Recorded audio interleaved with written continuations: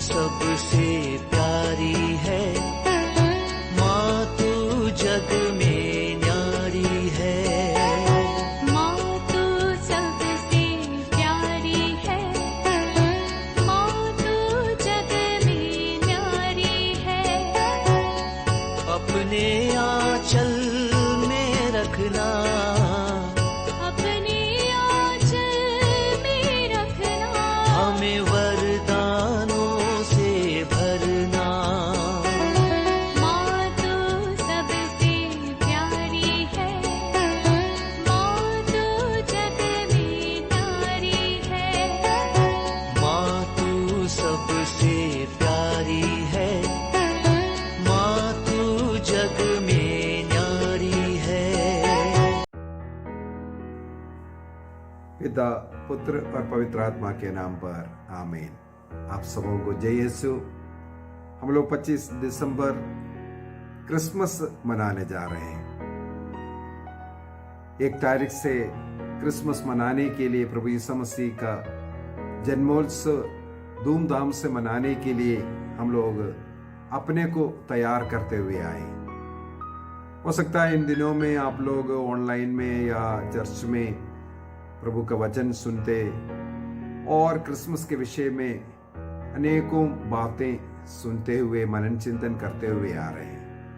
अपने को प्रभु यीशु मसीह के उस जन्मोत्सव को मनाने के लिए तैयारी करते हुए आ रहे हैं। इस क्रिसमस संदेश में मैं किस प्रकार यीशु मसीह को हम लोग ढूंढने के बाद जीवन जीना है, इसके विषय में थोड़ा सा मनन चिंतन करना चाहूंगा।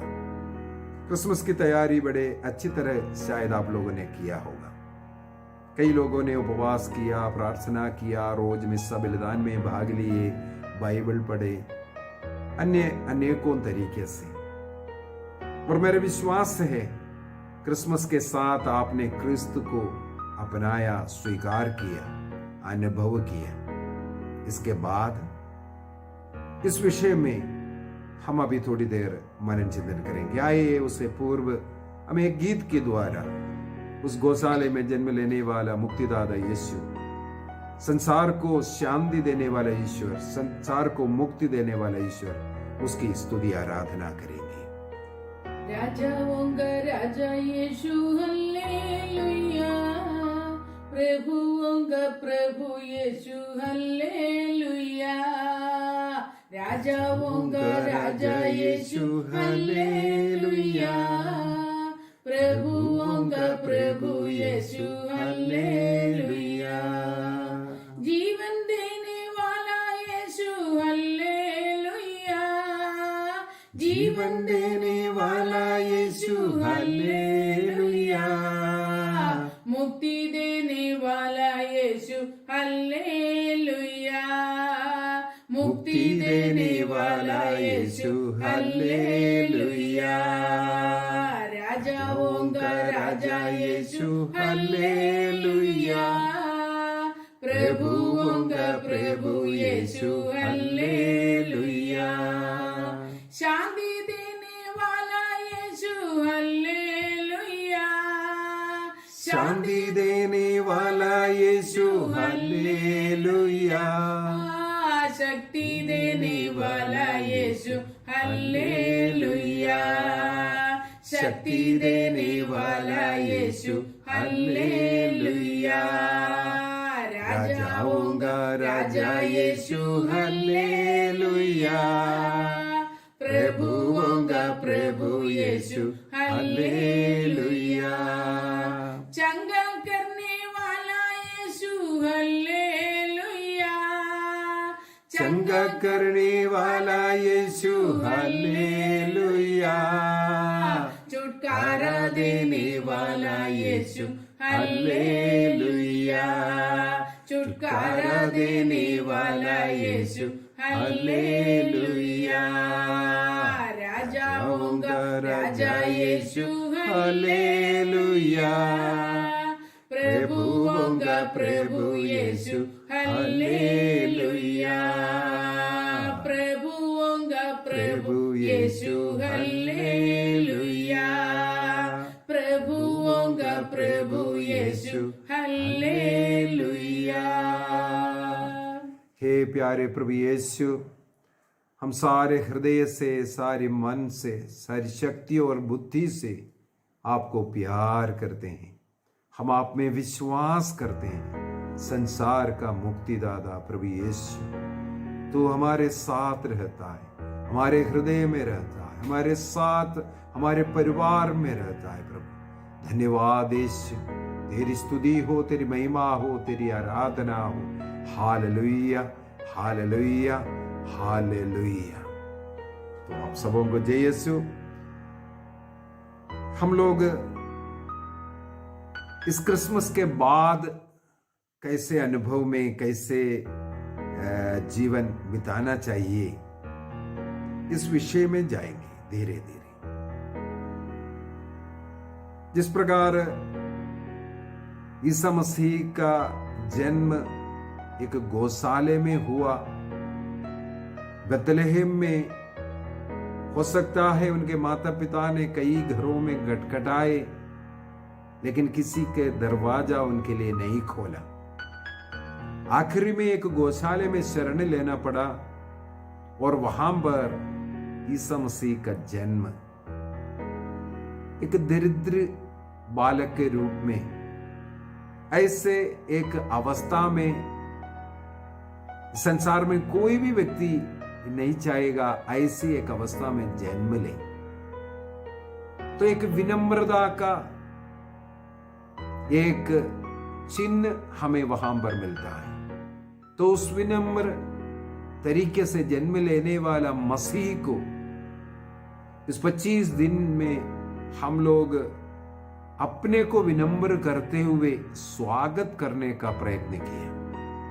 मेरे विश्वास है क्रिसमस के दिन हम सब पवित्र मिस्सा बलिदान में भाग लेंगे, कोशिश करेंगे। संत पापा ने हर एक पुरोहित को इस क्रिसमस के दिन में कम से कम 4 मिस्सा अर्पित करने का अनुमति भी दे दिया है, ताकि इस कोविड के समय पर हर एक व्यक्ति को मिस्सा बलिदान में व्यक्तिगत रूप से भाग लेने का अवसर मिले। कलीसिया ये चाहता है। अनेकों लोग सोचते हों कि हम ऑनलाइन में ये प्रार्थना में, मिस्सा बलिदान में भाग ले रहा है। बिल्कुल नहीं, हमें व्यक्तिगत रूप से कोशिश करना है। जहां हो सके वहां चर्च जाइए, मिस्सा बलिदान में भाग लीजिए और उस रोटी रूबी प्रभु ईसा मसीह को ग्रहण कीजिए। ऑनलाइन में प्रार्थना, ऑनलाइन में मिस्सा अनेकों लोगों का एक जीवन का भाग बना दिया। चर्च खुला है अनेकों जगहों पर, लेकिन लोग चर्च नहीं जाना चाहते। बड़े दुख की बात है। तो संत पापा ने इस कोविड के समय पर चर्च में कम से कम हर एक पुरोहित 4-4 मिस्सा अर्पित करते हुए लोगों को कोविड के नियम के अनुसार लोगों को बुलाएं और भाग लेने का अवसर देने का आग्रह किया है। तो सबसे पहले हम इस साल प्रयत्न करेंगे, कैसे भी हो अपने गिरजाघर में जाकर के मिस्सा बलिदान में भाग लेंगे और रोटी रूबी उस प्रभु ईसा मसीह को ग्रहण करेंगे। इसके द्वारा हम अपने जीवन में अनुग्रह, आशीष प्राप्त करेंगे। आपने कैसे मसीह के साथ मुलाकात किया? जिस प्रकार गडरी लोगों को संदेश मिला, संसार का मुक्तिदाता ईसा मसीह, संसार को आनंद देने वाला मसीह का जन्म हुआ, तुरंत वे अपने जो भेड़ बकरियां सब कुछ को छोड़ करके उस मुक्तिदाता का दर्शन के लिए निकले और उन्होंने आकर के ईसा मसीह का दंडवत कर उनकी आराधना की। वे स्वर्गदूतों का उस संदेश पर विश्वास किया और निकल पड़ा। हमें भी इसी प्रकार मसीह को पाने के लिए निकल पड़ना है। चाहे कितना भी दुख कष्ट उठाना पड़े, मसीह से भेंट होना है, मसीह को अपने जीवन में, अपने परिवार में स्वागत करना है। आपने किस प्रकार प्रभु को स्वागत किया और इसके बाद आपका जीवन कैसे होना है। मत्ती के सुसमाचार अध्याय 2 वाक्य 1 से आगे यदि हम लोग पढ़ेंगे, वहां पर 3 ज्योतिषी लोगों के विषय में लिखा हुआ है। 3 ज्योतिषी लोग, वे लोग ईसा मसीह का जन्म के विषय में जो संदेश ईश्वर ने उनको, ज्योतिषी लोग हैं इसलिए तारे का चिन्ह के द्वारा उनको दिया, क्योंकि ज्योतिषी लोग तारे को देखते हैं। हम लोग पवित्र बाइबल को अगर पढ़ें, प्रभु ईसा मसीह का एक तरीका है सिखाने का। किसानों को जब, ऐसे लोगों को जब सिखाते हैं खेती बाड़ी ऐसी ऐसी बातों के विषय में, उन लोग प्रभु उदाहरण देते थे। और मछुए लोगों को मच्छी का चमत्कार दिखाते हुए प्रभु ने उन्हें सिखाया। यहां पर ये ज्योतिषी लोग हैं, इसलिए उनके लिए तारा एक चिन्ह बना कर दिया। तारे को देखकर हिसाब किताब और पढ़ाई करने वाले, उनको एक नया तारा उदित होता हुआ और उनके लिए संकेत था, ये यहूदियों का एक राजा का जन्म हुआ। इसलिए वे यहूदियों के उस राजा से मिलने के लिए निकल पड़े। यहूदिया में आकर, बेतलहम में आकर वो सबसे पहले उस राज महल में, हेरोद के राज महल में पहुंचते हैं और वहां आकर के वो पता करते हैं वो मुक्तिदाता, वो राजा, यहूदियों का राजा कहाँ है। हम उन्हें मिलने के लिए आए हैं, क्योंकि उनके लिए एक नक्षत्र, एक स्टार, एक तारा उदित हुआ हमने देखा। हेरोद उसको सुनकर के घबरा गया। हेरोद ने कहा, यहां नहीं, और आप जाकर के पता कीजिए और उस विषय में मुझे भी खबर आकर के दीजिए, ताकि मैं भी जाकर के उससे दंडवत करूं, उसका प्रणाम करूं। उनका एक षड्यंत्र था, क्योंकि वो घबरा गया।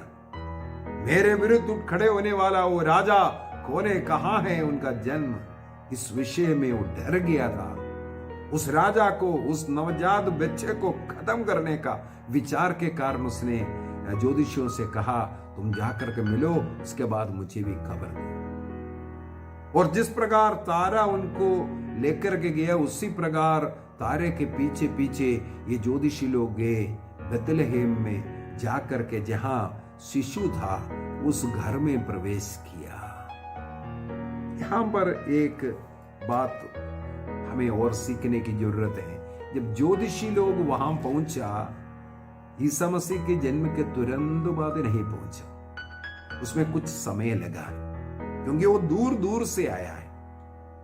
मैंने पढ़ा है वो 3 लोग, एक व्यक्ति पर्शिया का है, एक व्यक्ति अरेबियन कंट्री का है, तीसरा व्यक्ति जो है भारत देश का है।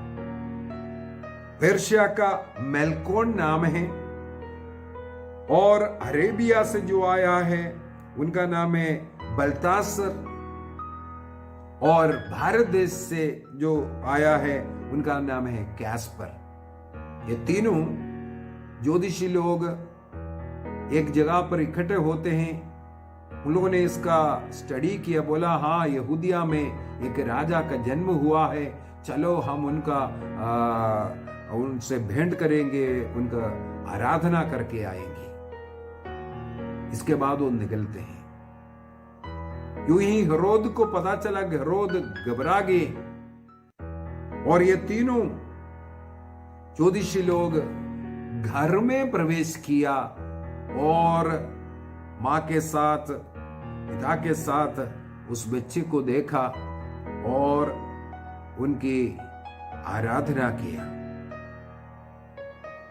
जो भेंट लेकर के आए थे उस बालक के लिए वो भेंट चढ़ाया। उस विषय में आप लोगों ने क्लास में सब सुना होगा और हर साल इस भेंट के विषय में सब कुछ बताते हैं। मैं इसके बाद क्या हुआ, उस विषय में मनन चिंतन करना चाहूंगा। वाक्य 12, उन्हें स्वप्न में यह चेतावनी मिली कि वे हेरोद के पास नहीं लौटे, इसलिए वे दूसरे रास्ते से अपने देश चले गए। वे लोग ईसा मसीह से मिलने के लिए हेरोद के रास्ता आया, हेरोद के महल होते हुए आया, लेकिन मसीह से मिलने के बाद उस रास्ता छोड़ने का आदेश उन्हें मिला। हमें भी यही तो करना है। ईसा मसीह तक पहुंचने के पहले हो सकता है हमारा रास्ता गलत रहा होगा, पाप की जिंदगी, लड़ाई झगड़ा, ऐसे बुरी जिंदगी जिया होगा। लेकिन एक बार मसीह से भेंट हुआ, मसीह को जान लिया, मसीह को अपनाया, इसके बाद हमारी रास्ता बदलना चाहिए। वो घमंड भरी हुई, वो सांसारिक जीवन जीने वाले, देव मूर्तियों की पूजा करने वाले हेरोद का रास्ता नहीं होना चाहिए।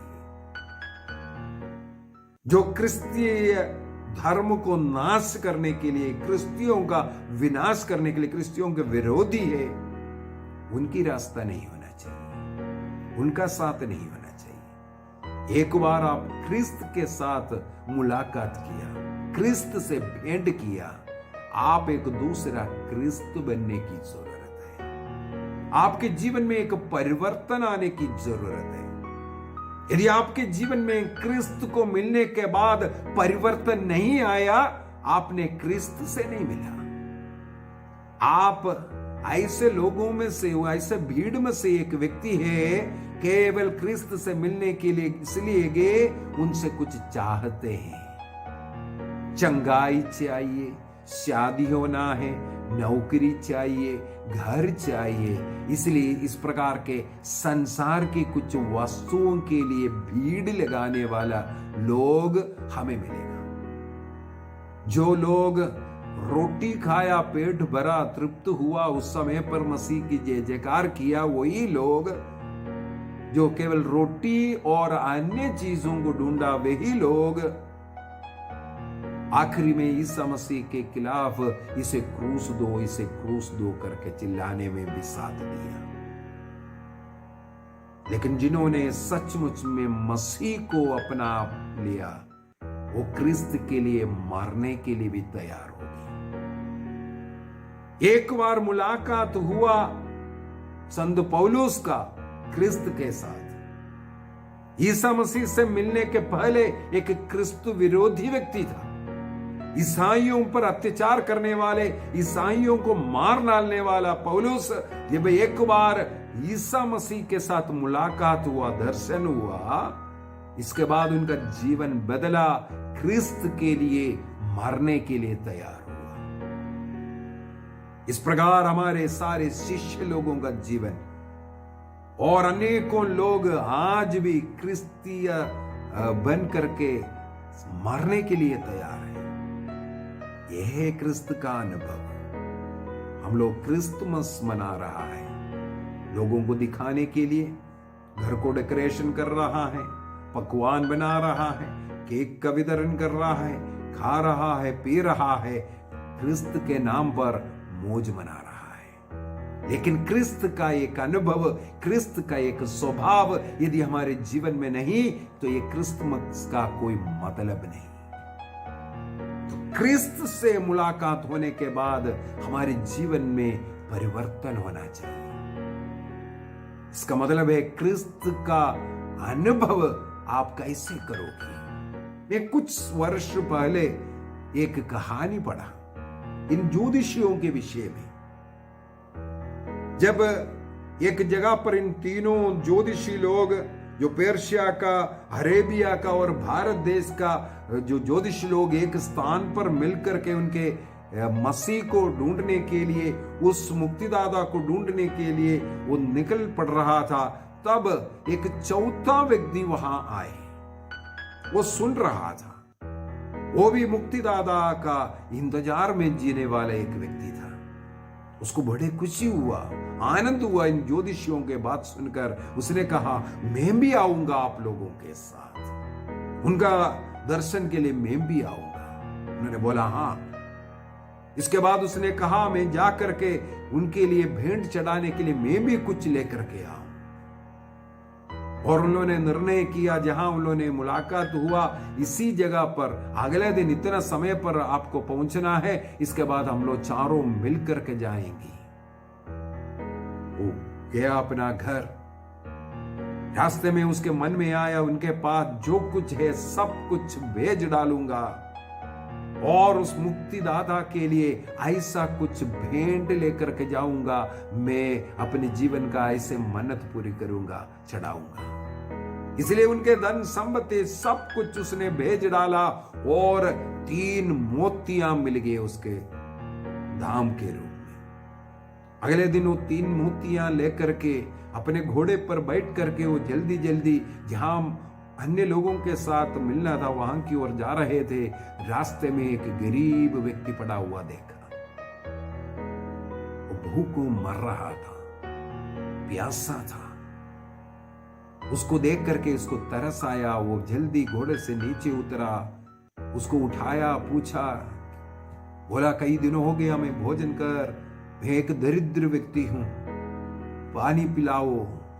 वो यहां वहां ढूंढा, इसके बाद कहीं झरने में दौड़ करके गए, वहां से पानी लेके आए, उसको पानी पिलाया, उसका मुंह धोया। उसको भूख लग रहा है, वो गरीबे करके बोला।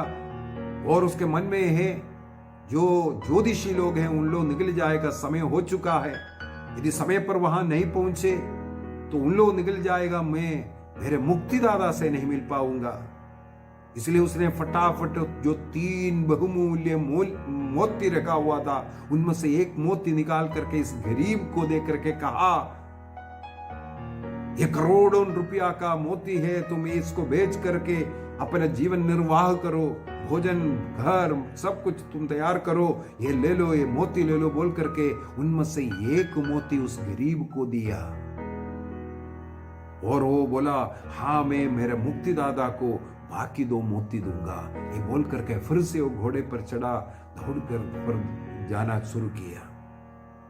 जिस स्थान पर पहुंचना था उस स्थान पर जब पहुंचा, देखा है तो वो अन्य 3 ज्योतिषी लोग वहां नहीं, लेकिन उसने देखा वहां पर लिखा हुआ है, उस दीवार पर लिखा हुआ है, यदि आप हमारे साथ आना चाहते हैं तो हमारे इन घोड़ों का जो निशान है मिट्टी में उसको देख करके उस रास्ते में जल्दी पहुंच जाओ। हम आपके इंतजार किया, आप नहीं देखे, इसलिए हम चल पड़े। उन घोड़ों का निशानों को देख करके वो भी चलना शुरू किया। अनेकों मील अनेकों दिन चलता गया, चलता गया, चलता गया। वर्ष बीत गया, ना वो ज्योतिषी मिला, ना कहां जाना है, इसको कुछ नहीं मालूम था। वो यूदा देश की ओर चल पड़े। वर्ष निकल गया। एक जगह पर जब पहुंचा तो उसने देखा एक पुलिस वाला एक छोटे बच्चे को उठा करके जा रहा है, उसको मारने के लिए। उसकी मां उसके पीछे पीछे दौड़ करके रो रहा है। उस फौजी से उस बच्चे को छीनने का प्रयत्न कर रहा है। मां को धक्का दे करके उस बच्चे को मारने के लिए तलवार उठाया। तब ये वहां जा करके उस फौजी से पूछा, इस बच्चे को क्यों मार रहा है? उसने उत्तर दिया, ये राजा हेरोद का आदेश है, इसलिए मुझे मारना ही पड़ेगा। वो मां रो रही है, वो बच्चा मुझे दे दो। लेकिन इसने कहा, ये राजा का आदेश है, 2 साल के नीचे के सब बच्चों को मारने का आदेश हेरोद ने दिया। तब ये आदमी ने उनके पास जो 2 मोती बाकी बचा हुआ था उनमें से एक मोती निकाल करके उस सिपाही को दिखा करके कहा, देखो ये बहुमूल्य मोती है, ये मोती रखो, इस बच्चे को बचाओ और बच्चे को मत मारो। उस मोती की ओर आकर्षित होकर के उसने उस मां को बच्चा लौटाया और बच्चों को ना मारने का वादा किया। मोती लेकर के वो सिपाही चला गया। इस आदमी के मन में एक तसल्ली आया, मैंने उस मोती से एक बच्चे को भी बचाया। मसीह को देने के लिए मेरे पास एक मोती तो बचा है बेंट चढ़ाने के लिए। इसके बाद वहां यहां वहां वो भटकता रहा, ढूंढता रहा, लेकिन उनको मसीह नहीं मिले, वो ज्योतिषी लोग नहीं मिले। साल बीतता गया, करीब 30 साल बीत गए।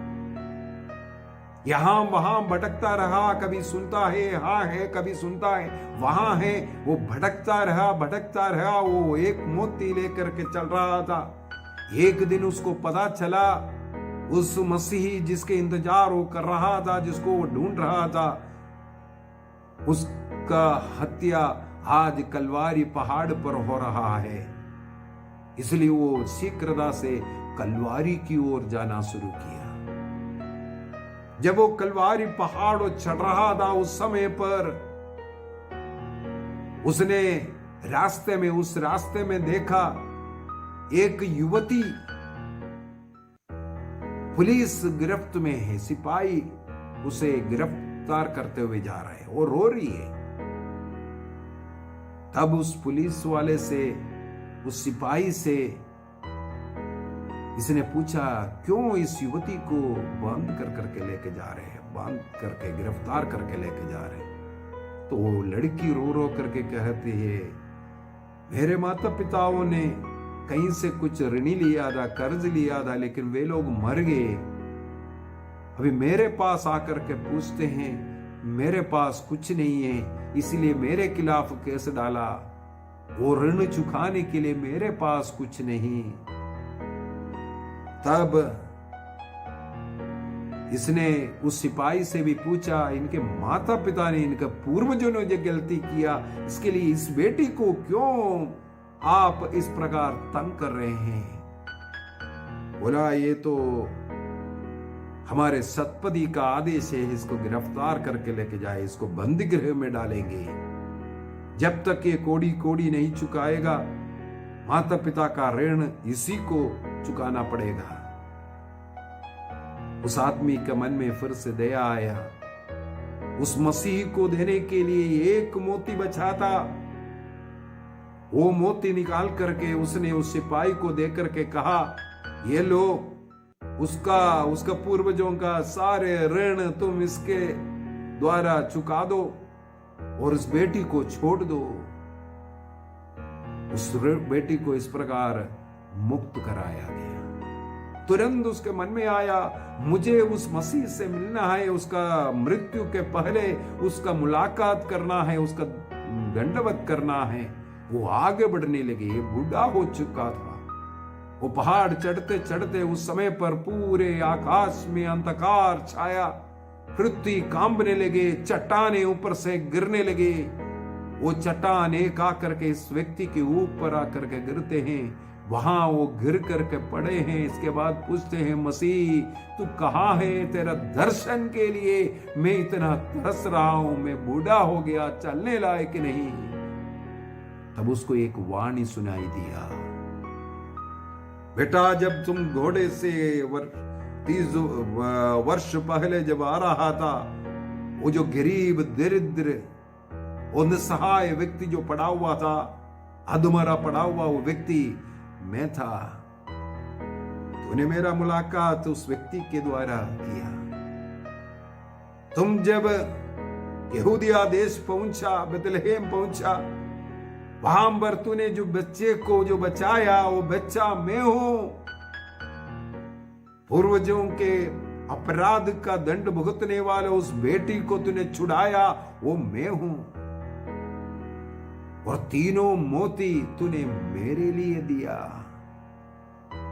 और वहां पर उस व्यक्ति अपना प्राण अर्पित करते हैं। उस खुशी में मैंने मसीह को किस किस रूप में दर्शन किया और स्वीकार किया था, भेंट चढ़ाया। क्रिसमस काल में, क्रिसमस के समय पर हमें भी यही करना है। हमारे सामने दीन, दुखी, गरीब, जरूरतमंद, हमारे कुछ सहारे की जरूरत वाले आएंगे। यदि उनमें मसीह को हम नहीं पाएगा, नहीं दर्शन कर सकता, जो दुखी है उनके आंसू नहीं पोंछ सकता, जहां शांति है वहां शांति स्थापित नहीं कर सकता, जो टूटे फूटे परिवार है उसे जोड़ नहीं सकता, हम मसीह को नहीं पाया। मसीह को हमें पाना है ऐसे जरूरतमंद में। हम लोग इसलिए तो मत्ती के सुसमाचार अध्याय 25 के अंदर प्रभु ईसा मसीह साफ साफ हमें ये समझा करके दिया, जब तुमने इन अन्यों में से किसी एक के लिए जो कुछ किया वह तूने मेरे लिए किया है, मेरे लिए किया है। मत्ती के सुसमाचार मैथ्यू चैप्टर 25 वर्स 40। राजा उन्हें उत्तर देंगे, मैं तुम लोगों से कहता हूं, तुमने मेरे इन भाइयों में से किसी एक के लिए, चाहे वह कितना ही छोटा क्यों ना हो, जो कुछ किया वह तुमने मेरे लिए ही किया। हो सकता है आपकी प्रार्थना की किसी को जरूरत है, हो सकता है आपकी एक मुस्कुराहट की किसी को जरूरत है, हो सकता है आपके हाथ से कुछ पैसे की, कुछ ऐसे आर्थिक मदद की किसी को जरूरत है, हो सकता है किसी को आपका कुछ एक अच्छा उपदेश का जरूरत है। जिनको जो जरूरत है, जिनको आदर देना है आदर दीजिए, जिनको प्यार देना है प्यार दीजिए, जिनको सहारा देना है सहारा दीजिए, तब हम वो मसीह को देता है। प्रभु ने कहा है, प्रभु का वचन हमें सिखाता है, जो दरिद्र को देता है वो ईश्वर को उधार देता है, ईश्वर उसका 7 गुना आपको लौटाएगा। जो गरीब को देता है, जो दरिद्र को देता है, जो जरूरतमंदों को देता है, जरूरत के समय पर देता है, वो ईश्वर को देता है। ईश्वर उसका 7 गुना हमें लौटाता है। आइए हम अपनी आंखों को बंद करें। इस क्रिसमस काल में, इस क्रिसमस के दिन में एक निर्णय करें, मुझे मसीह को आज गौशाले में नहीं, अन्य जगहों पर नहीं, बल्कि हमारे बीच में रहने वाले, हमारे सामने आने वाले लोगों में दिखना है। सबसे पहले हम अपने परिवार में, अपने परिवार के अन्य सदस्यों में मसीह को पाना है, मसीह का अनुभव करना है, सेवा करना है, आदर देना, प्यार देना, घर में शांति बनाए रखना, हमारे आसपास पड़ोस, हमारे कलीसिया, हमारे देश में सबों के साथ मेल प्रेम, सबों के लिए हमें जीना है, उदार बन करके, दयालु बन करके। मसीह का स्वभाव हमारे अंदर होना जरूरी है। मत्ती के सुसमाचार में अध्याय 5 में प्रभु यीशु मसीह कहते हैं, जब हम गरीबों पर, जरूरतमंदों पर, ऐसे ऐसे लोगों पर जब हम दया करेंगे, दया दिखाएंगे, हमारी ज्योति इस प्रकार मनुष्यों के सामने चमकती रहता है। Matthew chapter 5 verse 16। वे तुम्हारे भले कामों को देखकर तुम्हारे स्वर्गीय पिता के महिमा करेगा। हमारा हर वचन, हर कर्म, हर स्वभाव मसीह के योग्य बनना है। यदि हम मसीह को पहचान लिया है, मसीह को जानने वाला है, एक मसीही व्यक्ति है, हम स्वयं मसीह जैसे जीने का प्रयत्न करेंगे। पिता, पुत्र और पवित्र आत्मा के नाम पर आमीन। आप सबों को क्रिसमस के ढेर सारे शुभकामनाएं। प्रभु आपके जीवन को मंगलमय बनाए और अगला साल 2021 आपके लिए बहुत ही सुंदर आशीष का वर्ष बने। सबों को जय यीशु।